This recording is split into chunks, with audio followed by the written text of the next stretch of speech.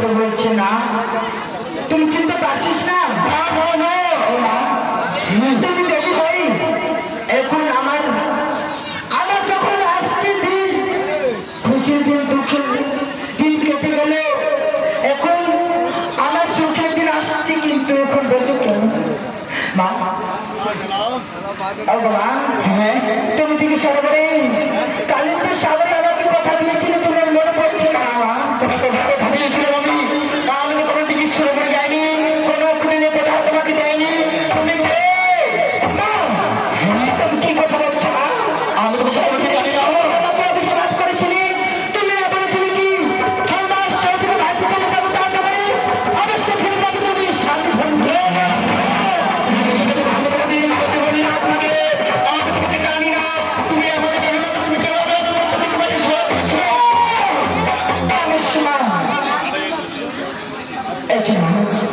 আজ করে তুমি অত্যাচার করছো না অত দুঃখ করছো আমার শ্বশুর বাবা অত দুঃখ করছো তুমি মনে পড়ে না সাগর জলে ঢুকাচ্ছি আমার 6 ধর্ষণকে মৃত্যু করেছি প্রভু এক বছর জানি না তোমার ষষ্ঠ আমি কোনোদিন পাই না তোমার ষষ্ঠরা 6 আমি কোনোদিন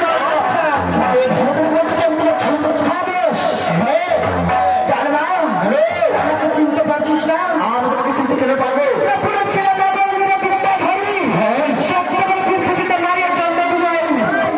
জানো তুমি ও জানি না বলি না কি বলছো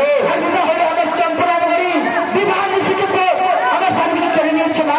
একটি রাত আমাকে কাটতে দিলে না শ্বশুর বাড়ি মা না আজ কথা তো কোনোদিন সত্যি হবে না আমরা কোনোদিন তোমাকে জানি না আর জানো আজ করে দেব আজকে ভয় পাচ্ছি দেব কান না করেছি তাই যদি মা আমার স্বামীকে যদি জীবিত না করে দাও তাহলে মা আমার প্রাণ নেই না মা আমার মৃত্যু করে দাও মা আর আমি থাকতে পারবো না চাইছি না মা কি বলছো তোমার যদি মনে দেওয়া নাই সে কথা পড়বে জন্মের কথা আজ করে তুমি কথা ভুলে যাচ্ছ মা আমি তো দেবী আমি তো মানো তবে আছে আছে বউ প্রমাণ দেব অবশ্যই দেব সেই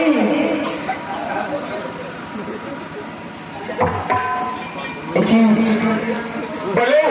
আজ করে জানো বিবাহ নিষেধে আমার স্বামীকে যেই কার নাকি জনসন করেছিল সেই আমি কার কেটে নিয়ে এসেছি তারও কাছে না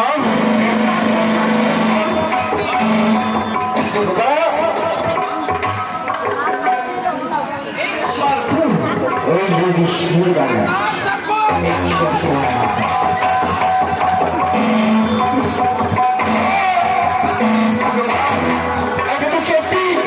এটা আমার স্বপ্ন কিন্তু আমি কোনো দুটাকে মানি না গো মা সত্যি তো এটা তো আমার স্বপ্ন কিন্তু আমি কোনোদিন কিছু করি নেব তাহলে তুমি এখনো দেখছো তুমি তাকে তো বলছো আমার স্বপ্ন তাকে ধ্বংস করে যেভাবে তার স্বামীকে তুমি মৃত্যু করেছ সেইভাবে তার স্বামীকে তুমি মৃত্যু করতে হবে হ্যাঁ কিন্তু আমার স্বপ্ন ধ্বংস করেছে কিন্তু আমি তো ধ্বংস করি না আমি কিভাবে তোমার তুমি জানো তুমি মৃত্যু করেছো না তুমি তোমাকে জীবিত করতে হবে আমি কোনো দিন সত্য হবে না আজ করে যে আমার স্বপ্ন ধ্বংস করেছি আমার স্বপ্নই কথা করতে পারি কিন্তু আমি তো ধ্বংস করতে সাবধানে কথা বলি দেব তোমাকে